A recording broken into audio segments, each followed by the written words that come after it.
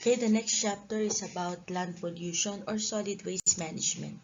So we have here a picture of one of the, the areas wherein we put in our garbage. So this is an example of a dump site. So what do you see here? Tons of garbage that is almost considered to be a mountain. So this is where our garbage has been accumulating for quite some time. So let us define what is solid waste. It's defined as any unwanted or discarded material that is not liquid or a gas. Anything that you do not like anymore and you have thrown it. For example, you have a burger, you have not eaten it all, you throw it, then it's solid waste. You have a bag, you do not want to use it anymore, you have thrown it, it's solid waste. You have a boyfriend, you do not want it anymore, so then your boyfriend can qualify as a solid waste. But kidding aside, solid waste has been accumulating. So you have here an illustration of payatas. So there's already a ton of garbage creating a mountain too big, too high, higher than the household. And there was an accident before that the part of this area collapsed and have buried a lot of people. It happened in Payatas. Now, what are the different types or classification of solid waste? We have three: municipal, industrial, and hazardous. From the name itself, you can have an idea already. Municipal waste are coming from the household. It is being collected per municipality. So it's a part of where our taxes go. The government would collect the waste, and collectively it's known as municipal. If the waste is coming from different industries, restaurants, schools, factories, then this is considered to be industrial waste. The third type is hazardous waste. It is defined as a waste that contain one or more of the 39 toxic, carcinogenic, mutagenic, or teratogenic compound. It's also hazardous if it can catch fire easily, if it's reactive enough to explode or release toxic fume, or is capable of corroding metal container. So then, we can have an idea that batteries are considered hazardous because it explode, or those that can catch fire easily. Now, our goal is to understand how do we manage our solid waste. There are actually different methods. The first one is the zero waste management. Under that, you have the 3R. 3R stands for reduce, reuse, recycle. It has to be chronological. You cannot recycle before you reduce. It's always reduce, reuse, recycle. Also, the zero waste management would include the process of segregation and composting. Next is incineration. We have the landfill technology and the open dumping. So we'll try to discuss a little of these different methods. So this is a picture according to US EPA showing us the hierarchy wherein the source, reduction, and reuse is the most preferred because if we'll be following this, we reduce our waste, we reuse materials, then there will be no waste at all. That's why it's zero. But if there are waste that would be produced, you can either go composting or recycling. But if it's not successful, that is the only time that you'll off to incineration and landfill. So then you can see here that we do not, you cannot find here the open dumping because open dumping is not management. There's no management there. You just put the garbage, let it accumulate. That's open dumping. So example of an open dump site is Payatas and also Smoky Mountain. So if you do the same into your room, then your room can be what? An open dump site. Now, let's go with the 3R. This is very important. What is the 3R again? Reduce, reuse, recycle. So the first one is reduce. So reduction is waste prevention. It's good because it can conserve resources. It can reduce pollution. It can help cut waste disposal and handling costs. So if there will be no waste that's being produced, we don't need to pay for the garbage trucks. We don't have to pay for their gases, the salaries of these people. So it's actually a cut in the handling cost. Now, how do we reduce waste? We have here some tips. The first one is to reduce the amount of packaging material. Filipinos love packaging. You buy a candy, three candy will ask for plastic. You go to the supermarket, you put everything in one big plastic, and all of those inside are placed into smaller plastic. So then, if we'll be able to reduce the amount of the packaging material, then it's also a waste reduction, because this plastic will be all turned up to be waste. What else? You adopt practices that reduce waste toxicity. Consider reusable products, maintain and repair durable products. While reusing is when you reuse the material over and over again. You use it with the same purpose. So how to reuse? Reuse bags, containers, and other items. Borrow, rent, or share items used infrequently. So instead of buying, just borrow or rent. Then sell or donate goods instead of throwing them out.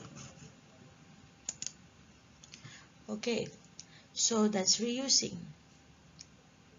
The next one is recycle. How do you recycle? When you recycle, the difference between reusing and recycle is when you reuse, you use the material over and over again.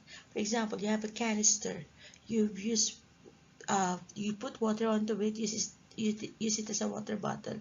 Use it again and again, that's reusing. But if the bottle is changed, it undergoes a process. We call it as recycling. So how can you promote recycling? First, choose recyclable products and containers and recycle them. Or if you cannot do recycling, then select products made from recycled material. And those that cannot be recycled will have to be composted, such as food scraps. And then I would like to add one more R, which is to respond. This is where we tend to forget. No, we understand. I know all of you knows the 3 R's: reduce, reuse, recycle, but are you following it? So then we need to add one more R, and that is to respond.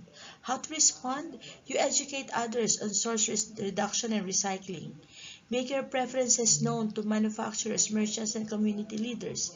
Be creative. Find new ways to reduce waste, quantity, and toxicity.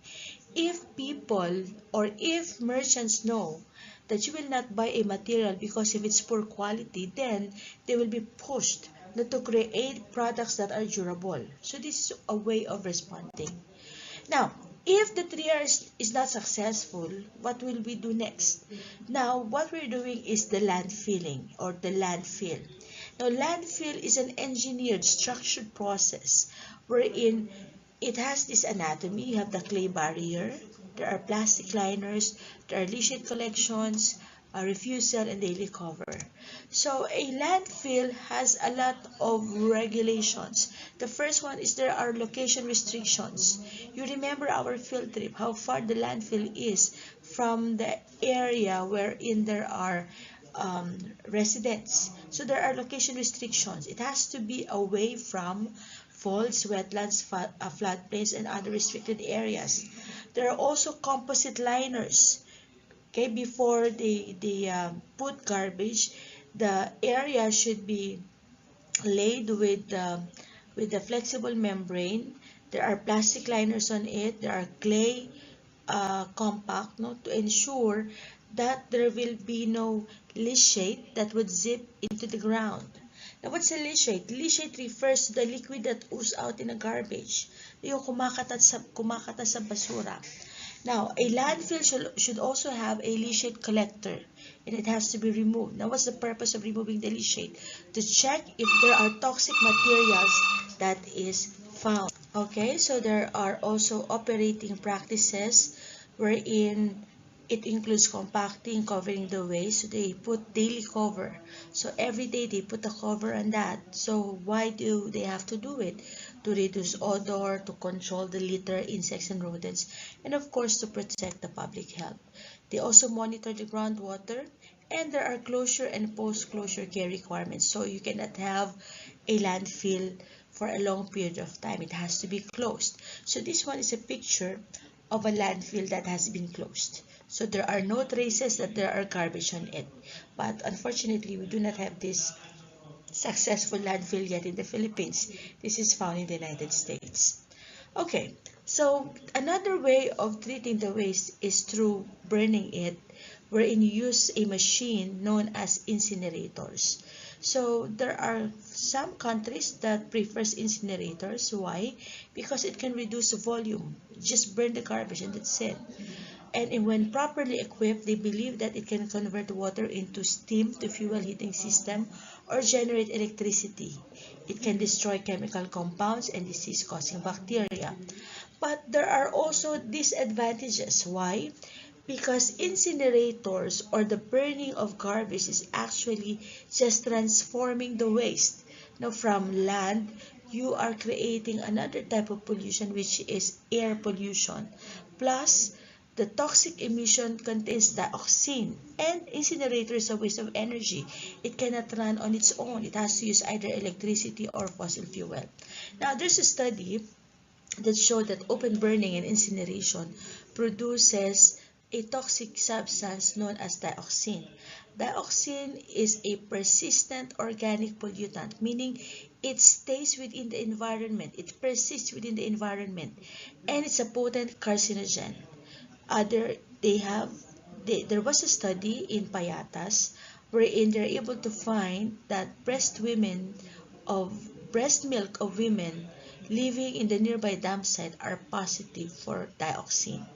So that means that the dioxin have been within their system, and when the lactating women produce the milk, there's dioxin within their milk. So what's the saddening reality here? That a lot of people now in Payatas are candidate for cancer. Okay? So then the solid waste will have to be managed. That's why there's a law that was created. We call it as the Ecological Solid Waste Management Act of 2000. Now, this law comply with the requirement of other specific environmental laws. Under that law, there should be a creation of an MRF, or a Material Recovery Facility. What's an MRF? It's a facility wherein the two types of discard will be addressed: biodegradable and non-biodegradable. Biodegradable will have to be composted. That's why they have a composting facility. And those that are non-biodegradable will have to be stored in a warehouse to either be recycled or be treated as a residual waste.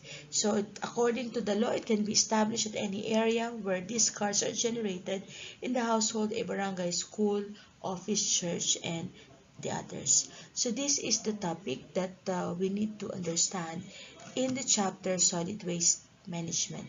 So the next topic would be about Philippine environmental law.